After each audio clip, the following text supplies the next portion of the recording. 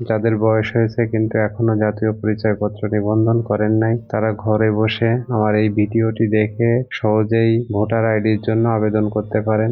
Voter ID আবেদনের জন্য আপনারা ফার্স্টে গুগলে যে NID-BD লিখে সার্চ করবেন। সার্চ করার পরে প্রথম যে ওয়েবসাইটটি দেখাবে এখানে ক্লিক করার পরে আপনাদের বাংলাদেশ ইলেকশন কমিশনের ওয়েবসাইটে নিয়ে আসবে। এখান থেকে আপনি NID অনলাইন সার্ভিসে ক্লিক করবেন। ক্লিক করার পরে আপনাকে নতুন একটি ওয়েবসাইটে নিয়ে যাওয়া হবে। এখানে আবেদন করুন, এখানে ক্লিক করব। ক্লিক করার পরে আপনাকে ফার্স্টে অ্যাকাউন্ট নিবন্ধন করতে হবে। আপনার পুরো নাম ইংলিশে দিবেন এবং জন্ম তারিখ, মাস, বছর দেওয়ার পর এখানে যে ক্যাপচারটি আছে এটি পূরণ করবেন। পূরণ করে এখানে বহালে ক্লিক করবেন। ক্লিক করার পরে আপনার একটি সচল মোবাইল নাম্বার দিয়ে বার্তা পাঠানে ক্লিক করলে আপনার মোবাইলে একটি OTP সেন্ড করা হবে।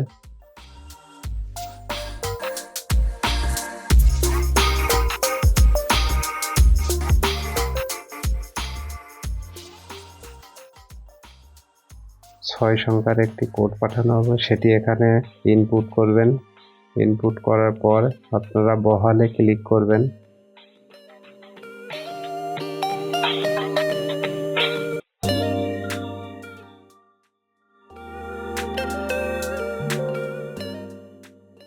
বহালে ক্লিক করার পর আপনাকে অ্যাকাউন্ট নিবন্ধনের ইউজার নেম এবং পাসওয়ার্ড দিয়ে ইউজার নেম, পাসওয়ার্ড এবং ওই একই পাসওয়ার্ড পুনরায় দিবেন। মনে রাখবেন ইউজার নেমের ক্ষেত্রে একটি ক্যাপিটাল লেটার এবং যে কোনো একটি সংখ্যা দিবেন।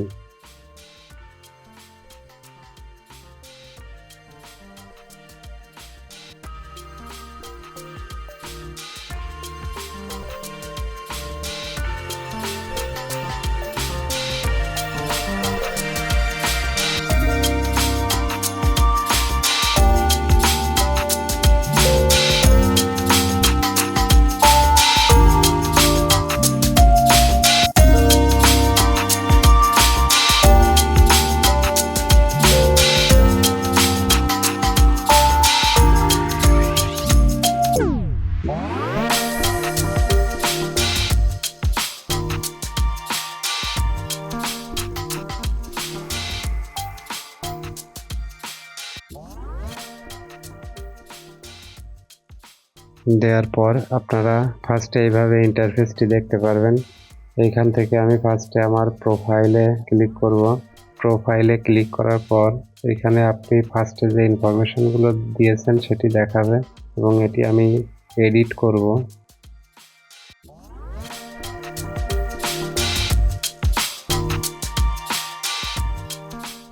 এডিট করার জন্য আমাকে এডিটে ক্লিক করতে হবে।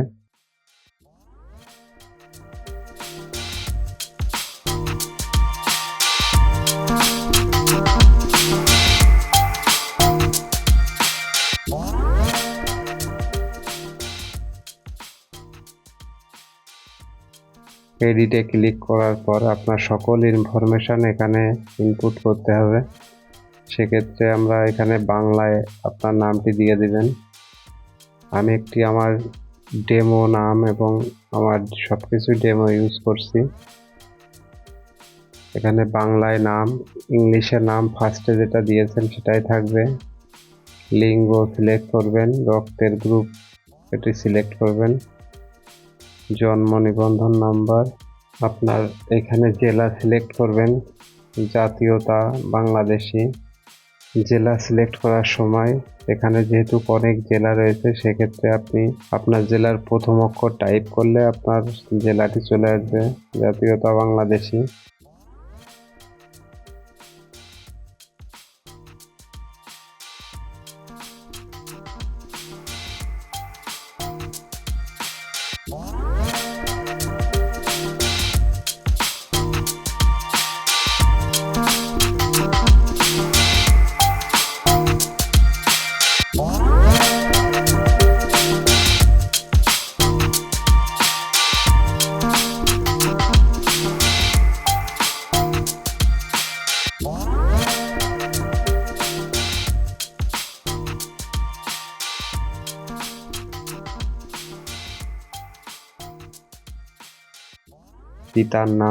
পিতার নাম বাংলায় এবং ইংলিশে। আপনার পিতার এনআইডি, এখানে আপনার পিতার এনআইডিও দিয়ে দিতে পারেন। এটা আপনার ম্যান্ডেটরি নয়, আপনি চাইলে দিতে পারেন। এখানে মাতার নাম বাংলায় এবং ইংলিশে একইভাবে টাইপ করবেন। মাতার ক্ষেত্রেও আপনি এনআইডিটা দিয়ে দিতে পারেন, এটা ম্যান্ডেটরি নয়।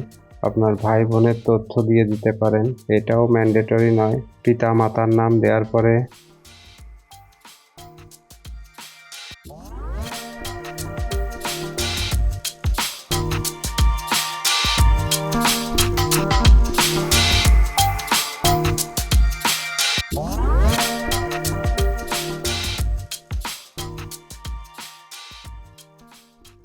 আপনার বৈবাহিক অবস্থা, যদি বিবাহিত হন তাহলে আপনার স্ত্রীর নাম দিবেন। যদি অবিবাহিত হন আর কিছুই দেয়া লাগবে না। এরপরে আমি পরবর্তী ধাপে যাব। যেহেতু আমি জন্ম নিবন্ধন নাম্বার আগে ইনপুট করি নাই, সেক্ষেত্রে আমাকে অবশ্যই জন্ম নিবন্ধন নাম্বারটি দিতে হবে।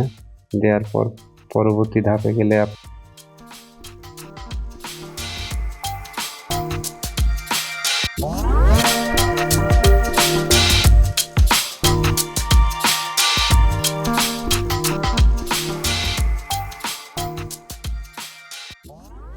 শিক্ষাগত যোগ্যতা, পেশা, আপনি যে পেশার হন না কেন সেই পেশাটি সিলেক্ট করে দিবেন।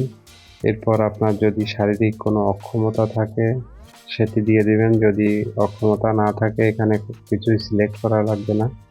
আপনার শনাক্তকরণ চিহ্ন যদি থাকে তাহলে দিয়ে দিতে পারেন।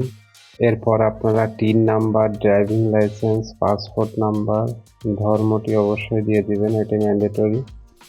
টেলিফোন নাম্বার আপনারা চাইলে টেলিফোন নম্বরটি দিয়ে দিতে পারেন। এরপর আমি পরবর্তী ধাপে যাব।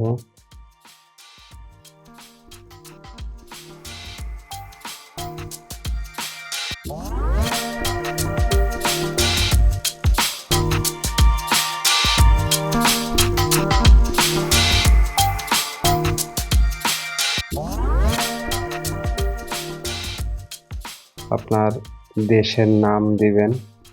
দেশের নাম সিলেক্ট করার পরে আপনার বর্তমান ঠিকানা ও স্থায়ী ঠিকানা দুইটাই এখানে দিতে হবে। আপনার বিভাগ, জেলা, উপজেলা আর এমও মানে আপনি কোন পৌরসভা হলে পৌরসভা, আপনার যদি পল্লী গ্রামে হয় পল্লীতে সিলেক্ট করবেন।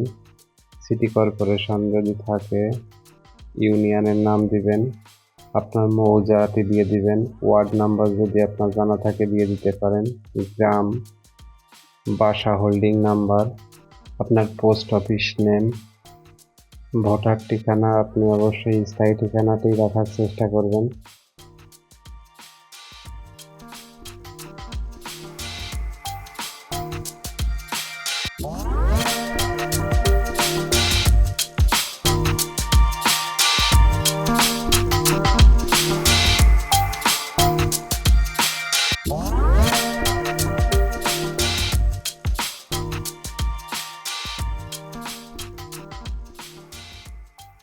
আপনি কোন স্থানে ভোটার হতে চান, সেক্ষেত্রে আপনি বর্তমান না স্থায়ী ঠিকানায় ভোটার হতে চান সেটি সিলেক্ট করে দেবেন।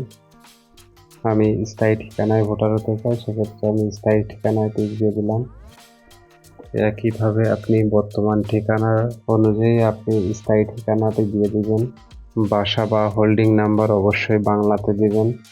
যদি ইংলিশে থাকে সেটি অবশ্যই বাংলাতে, যেখানে বাংলা লেখা সেখানে অবশ্যই আপনাকে বাংলায় দিতে হবে।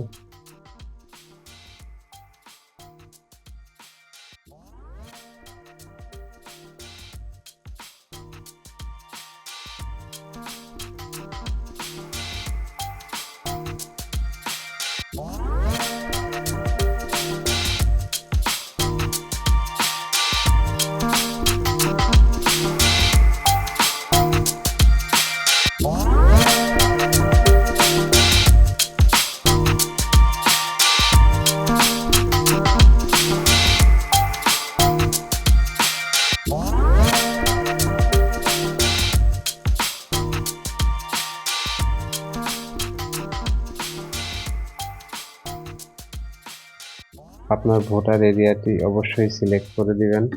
আপনি কোন এরিয়াতে ভোটার হতে চান সেই এরিয়াটি আপনি সিলেক্ট করে দিবেন। এরপর আমি পরবর্তী ধাপে যাব।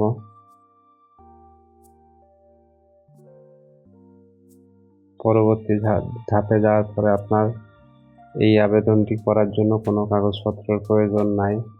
পরবর্তী ধাপে গেলে আপনাকে দেখাবে আপনার পরিবর্তনগুলো নিশ্চিত করে সাবমিট করুন। সেক্ষেত্রে আমার যদি কোনো ভুল ত্রুটি থাকে আমি এখানে পেছনে গিয়ে আমি সেটাকে এডিট করে দিতে পারবো। যদি সব কিছু ঠিক থাকে তাহলে আমি সর্বশেষ সাবমিট বাটনে ক্লিক করব। সাবমিট বাটনে ক্লিক করলে আপনার ভোটার রেজিস্ট্রেশন সম্পন্ন হয়ে যাবে। সকলকে ধন্যবাদ আমার এই ভিডিওটি দেখার জন্য। যদি ভিডিওটি ভালো লাগে তাহলে লাইক, শেয়ার, কমেন্ট করে দিবেন।